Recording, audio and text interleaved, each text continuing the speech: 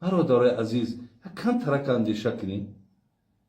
ببینید شما در برآمدهاتون مقصد من چی است؟ چی میگین؟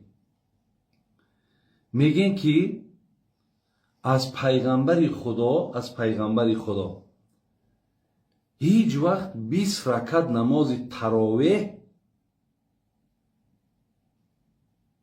یگان ثبوت نداره. یعنی یگان دلیل ما نداریم که پیامبر 20 رکعت تراویح خوانده باشد. یعنی این سخن شما است و ایستادگاری میکنین در همین یک گپ که پیامبر گرامی از 11 رکعت نماز زیاد نخوانده است. یعنی مردم دعوت دارین که همون 8 رکعت نمازی بگیم تراویح خواننو، خب به همین تمام. مقصد شما همین است. ولی شما فکر نمیکنین که آیا اگر از پیغمبر گرامی 20 رکعت نماز تراویح اگر ثابت نشده باشد، اگر به وجود نیامده باشد، آیا امام احمد حنبل، شما برادر عزیز خوب اندیشه، دروغ میگد؟ آیا امام احمد حنبل مجتهد نیست؟ آیا محدث نیست؟ آیا فقیه نیست؟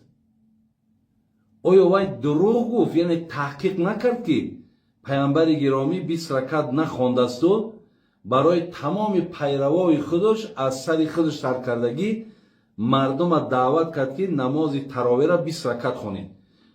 یعنی امام احمد حنبل از نقطه نظر شما یک آدمی بگیم دروغگو بوده است، یک آدمی بی علم و بی سواد بوده است.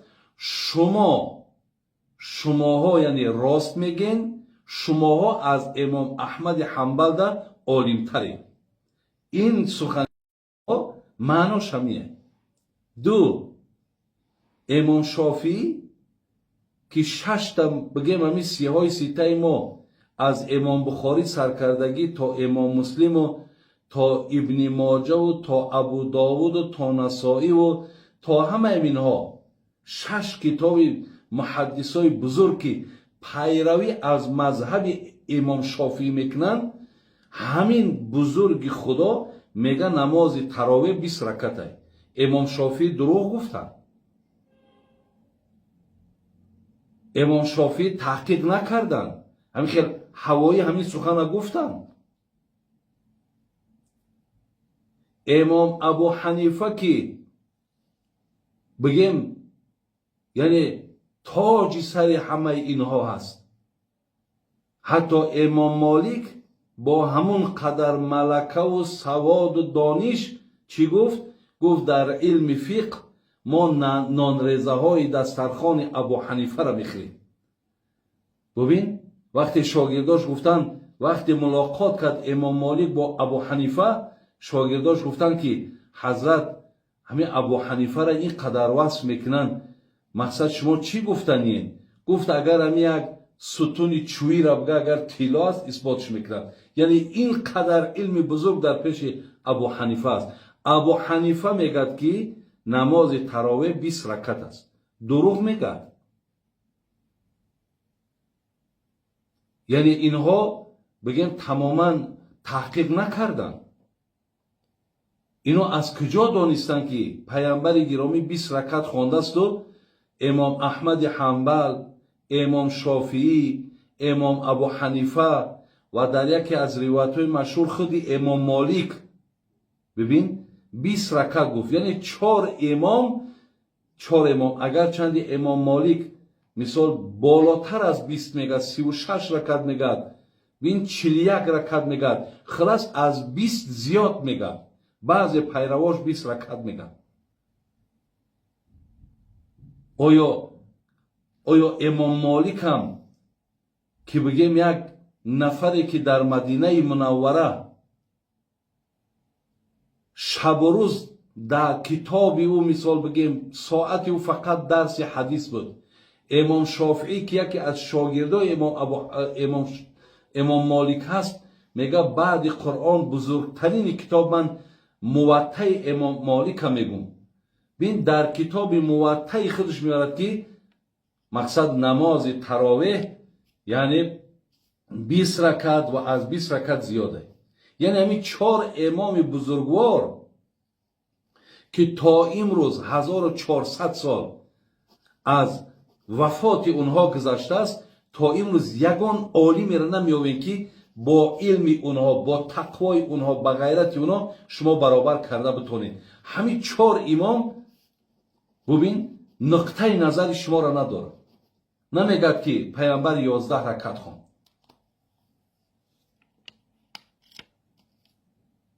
برای همین وقتی چیزی میگین یک کمتر اندیشه کنین، یا اینکه اگر به شرطی که یگان اگر خدا دانای از این گپای شما معلوم میشد که شما یگان غرض دارید، یگان مقصد دارید، یعنی شما هیچ وقت همین وحدت بین مردم مسلمان نمیخواهید.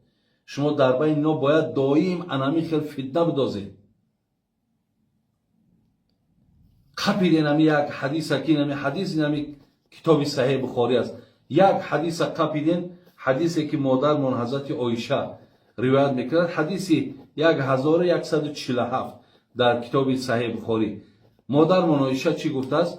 ما کان رسول الله صلی الله علیه و سلم یزید فی رمضان ولا فی غیره علی 11 رکعه. خب قبیدین همی حدیثی که حضرت عایشه مادرمان گفته است که پیامبر صلی الله علیه و سلم در رمضان و غیر رمضان از 11 رکعت زیاد نمیخوان. برادرها یک بار اندیشه کنید که در غیر رمضان تراویح هست. آیا این حدیث با تراویح چیکار داره؟ یکمش که شما بینین خودی همه چی را بینین. خب خودی همه بابا ببینین که از باب نماز تهجد است. شما اولی نماز تهجد پیامبر از نماز تراویح فرق نمیکنید. حالا که درباره نماز تهجد رفتید که از 11 رکعت زیاد نمیکرد در رمضان و در غیر رمضان. اگه بیاین حدیث 1147 بود، حدیث 1070 دمیریم. بینیم برادران، حدیث 1170 همین صحیح بخاری. باز همین مادرمون عایشه راوی حدیث چی میگه؟ میگه که کان رسول الله صلی الله علیه و سلم یصلی باللیل 13 رکعه ثم یصلی اذا سمع النداء بالصبح رکعتین خفیفتین. بین چی گفت؟ با همین مادرمون عایشه میگه که رسول الله صلی الله علیه و سلم خب در شب 13 رکعت میخوان. اونجا گو 11 تا میخونن، اینجا گو 13 تا میخوان. همین وقتی که بود میکرد همین 13 تا را در حدیث میگه مؤذن اذان میداد است، اذان صبح. همینجا 2 رکعت که نماز امروز صبح میخونده یا 2 رکعت سنت. در حدیث پیشتر حدیث 169 را بیابین میگه که همین خیلی به طرف کتف راستش تکیه میکرد، در همونجا یک کم ترک مقصد چیکار میکرد؟ خواب میکرد. بعد یعنی که 13 رکعت به این حدیث میخونه، 2 رکعت سنت دیگر را میخونه و دراز میکشه تا قامت گفتن مؤذن. برادران 2 حدیث با یکدیگر را کبین تضاده. در اونجاش گفت 11 تا در رمضان غیر رمضان، در اینجاش میگه که 13 تا میخوام. یک بار کتاب فتح الباری را ببینین، ابن حجر اسقلانی حضرت از سخن امام قرطبی را میاره. امام قرطبی که هم مفسره، هم محدث، هم محققه، هم مؤرخه، میگه که همین بگیم که روایت های مادرمان عایشه در نمازهای شب پیغمبر تمام اهل علم میگه در مشکلات پرتافتگیه، بین در اضطراب پرتافتگیه. هر روایتش هر خیل میآید. در روایت دیگر شما است که نماز اینجا میگد که نمازهای پیامبر 4 تا بود بعد 3 تا. در روایت دیگرش میگه که نمازهای شب پیغمبر 2 تا بود. برای همین بزرگایی که محقق و مفسرن همین ها میگه تمام اهل علم در مشکلات پرفتگی. از شما قبیدین مثال همین مسئله را که هیچ دلیل و حجتی نداره که درباره قیام لیل رفتی سید، یعنی این درباره نماز تهجد رفتی سید. ما در صحیح بخاری باب مخصوص با نماز تراویح داریم. برای یکم ترک انصاف کنین یا علم هم داشته باشی او میگد که عالم شدن آسان آدم شدن مشکل.